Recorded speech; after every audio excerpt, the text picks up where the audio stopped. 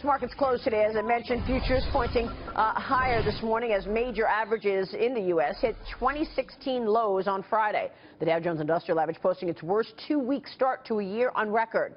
Allianz Chief Economic Advisor Mohamed El-Arian joined me on Sunday Morning Futures and talked about the chances of a 2016 Federal Reserve rate hike. Listen. I don't think they'll do 3 or 4. I think at most they'll hike twice more, and they're going to do it very gradually. And they're going to remind us over and over again that this is a very different hiking cycle.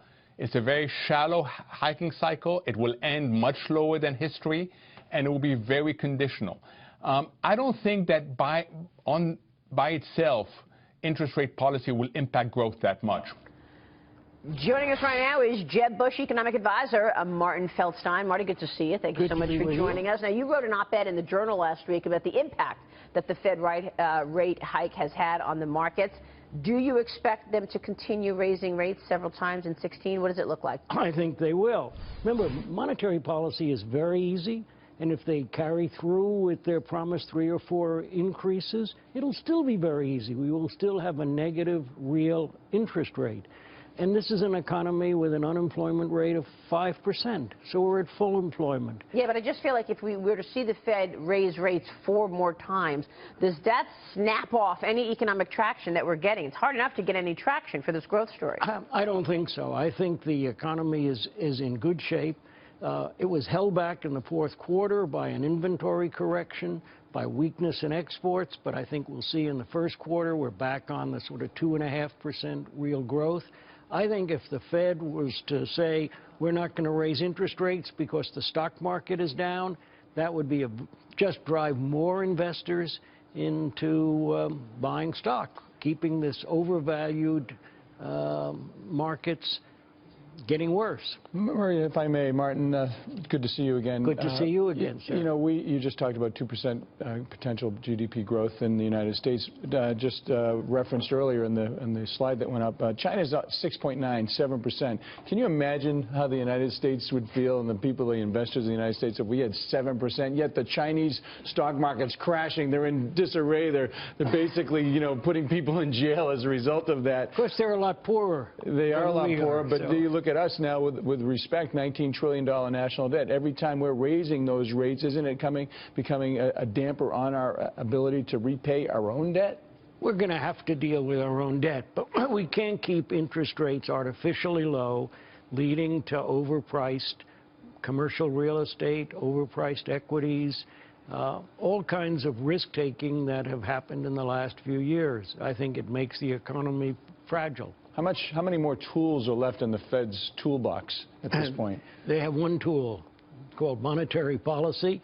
They pushed it very hard. It helped. It got us the recovery, but it also left us with a lot of risks to the financial sector that we don't know how are going to play out. What do you think about this whole idea that we could see a recession in the U.S. in 2016?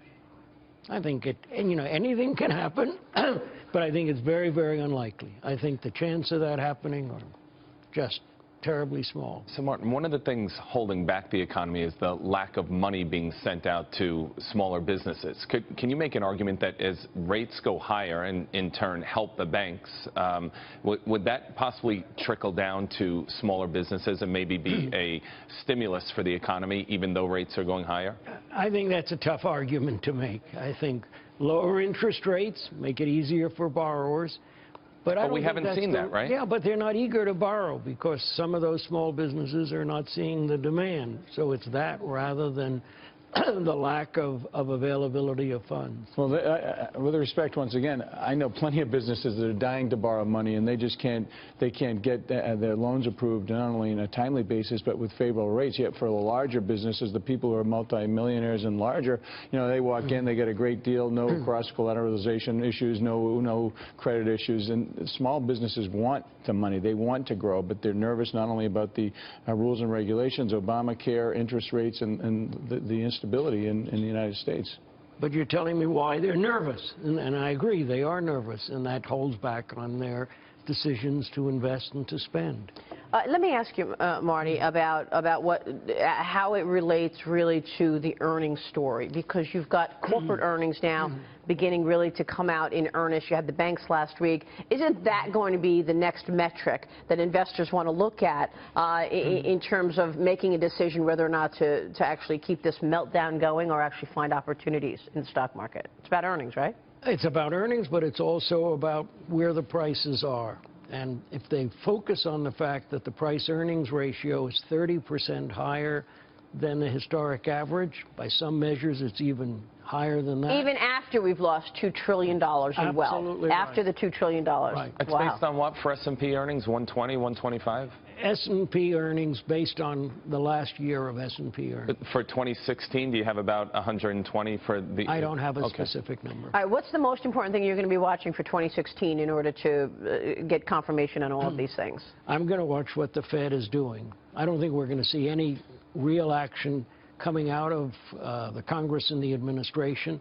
I think Paul Ryan may give us an interesting tax bill, but it'll just be a marker for what could happen after the election. So after the election, you're talking 2017, 2018, would you expect tax reform? And is that the sort of, you know, the catalyst to get growth going again in the U.S.? Depends on who's in the White House, because what we heard from the Democrats last night is not going to be consistent with what the Republicans in the House are going to be willing to sign off on. So you say if a Republican is in the White House, you're expecting growth?